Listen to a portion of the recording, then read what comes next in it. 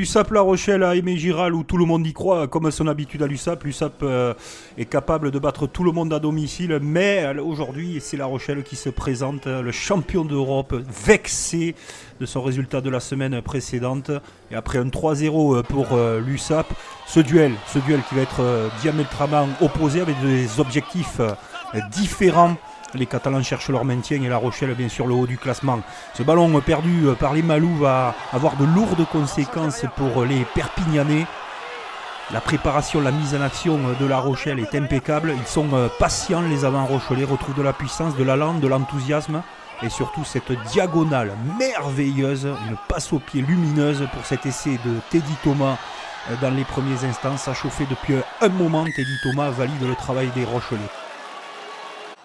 Coup de pied de renvoi, regardez bien, Paul Boudin récupère le ballon, sort des 22 mètres, échappe à deux plaquages, met les cannes.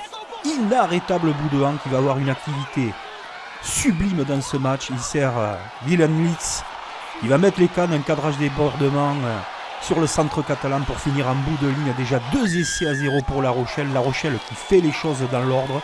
La Rochelle est appliquée. La Rochelle ne veut pas passer une mauvaise après-midi.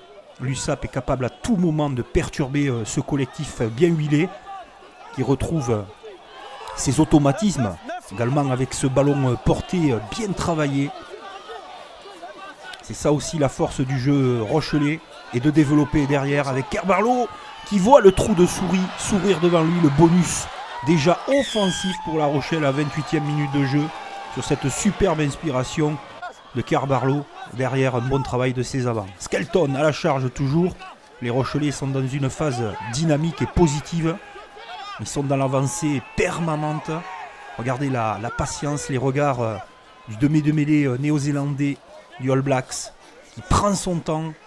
Les attitudes sont bonnes également au niveau des impacts. Bonne libération.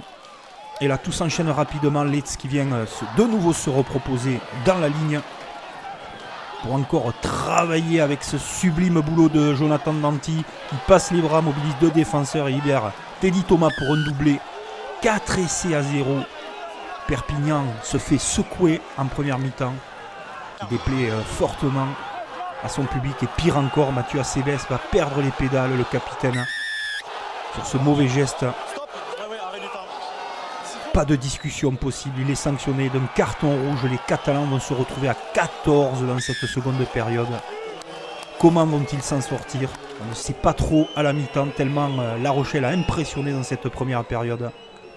Mais les Catalans vont être redoutables dans ce second acte, avec ce ballon porté qui va aller à Dame. Derrière cette touche, puis là, face à l'aile, trouve la solution. Niatonio est sorti pour carton jaune. Les Catalans sont à 14 contre 14 pour 10 minutes. C'est validé cet essai. Et transformé derrière 22 à 10. La Rochelle va défendre son bonus offensif jusqu'à la fin. Pire, ce ballon est perdu pour l'USAP qui aurait pu peut-être récupérer un point de bonus défensif si précieux dans la course au maintien.